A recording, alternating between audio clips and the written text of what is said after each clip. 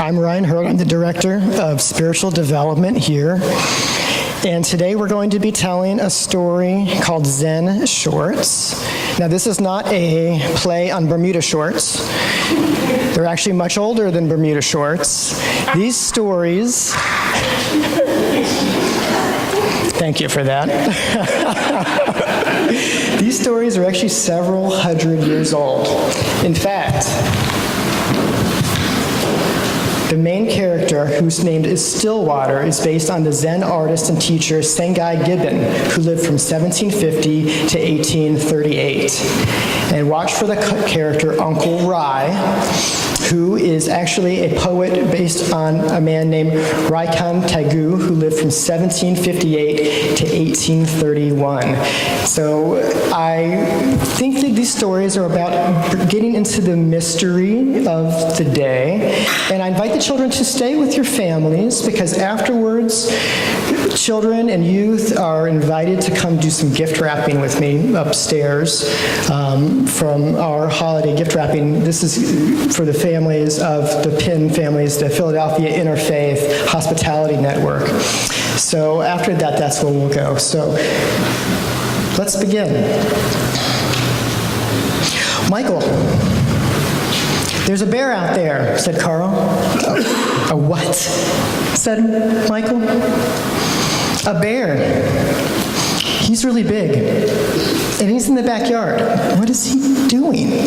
He's sitting. He's sitting with an umbrella. An umbrella. By the time the boys got outside, their sister Addy was already talking with him. "I'm sorry for arriving unannounced," said the bear. "The wind carried my umbrella all the way from my backyard to your backyard. I thought I would retrieve it before it became a nuisance." He spoke with a slight panda accent. Michael introduced himself. Then Addy introduced Karl, because Karl was shy around bears he didn't know. And this is how Addy, Michael, and Karl met Stillwater. The next day, Addy went to have tea with Stillwater. "Hello," Addy said as she stepped inside. "Come in," a faraway voice called. And then she heard the voice say, "Oh yes, come out, come out." Stillwater was in the backyard. He was in a tent. "Well, this is a birthday present from my Uncle Rai," Stillwater said. "He always gives presents on his birthday to celebrate the day he was born. I like it so much that I'm not staying in my house right now." So Stillwater invited Addy to sit with him. "Oh, you brought me some cake," said Stillwater. "That was very nice of you. Is it your birthday?" "No," said Addy. "Well, it's not mine either," said Stillwater. "But let me give you a gift for my uncle's birthday, and I will tell you a story." And actually, let me take a moment. Connor, will you help me?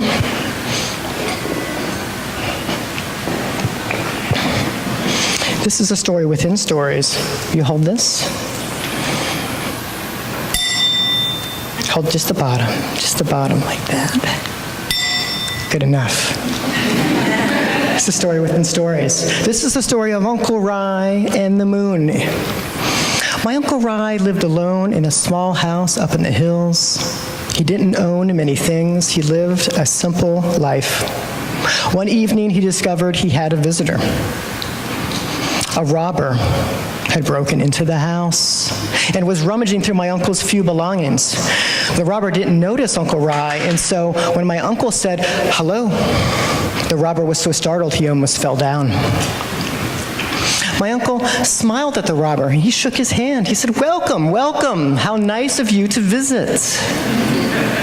The robber opened his mouth to speak, but he couldn't think of anything to say, because Rai never lets anyone leave empty-handed. He looked around his tiny hut for a gift for the robber.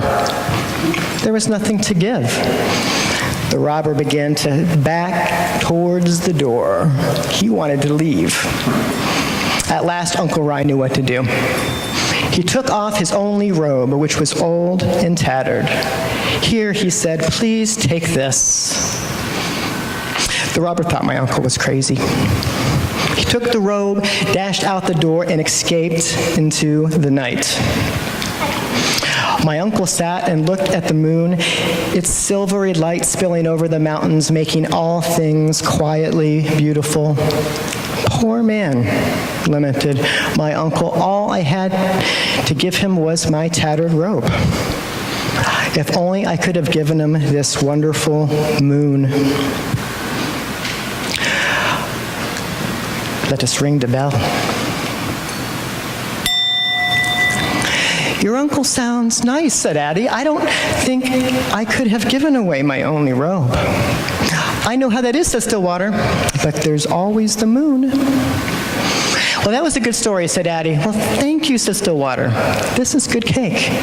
"Thanks," said Addy. "I made it myself." The next day, Michael went to go see Stillwater. "Here I am," Stillwater called from the tree. "Can I come up?" said Michael. "Well, if you are careful," said Stillwater.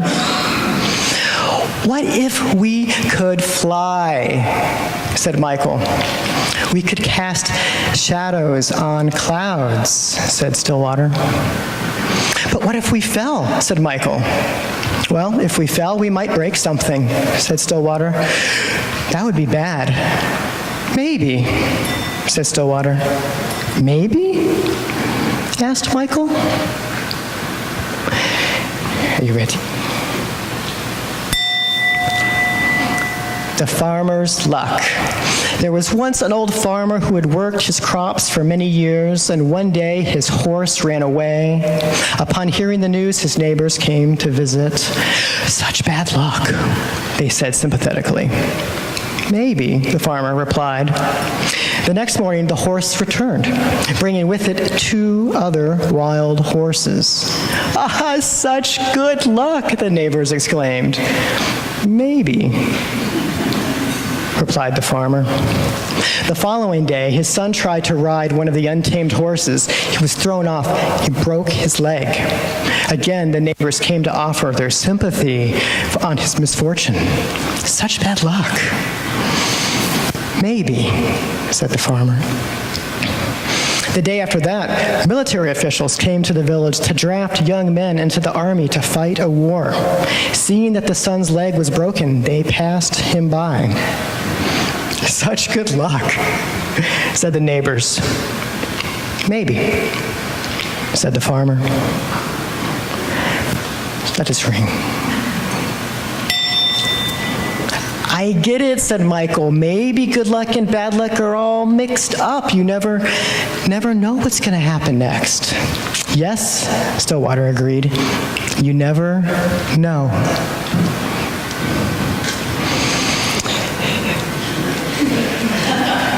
This story goes on, and I invite you to contemplate the mystery that's begun, but for the children who are in the audience who would like to accompany me upstairs to wrap gifts, we will continue the story in circle. And then your parents will ask you what happened. So at this point, we can sing the children out. Thank you.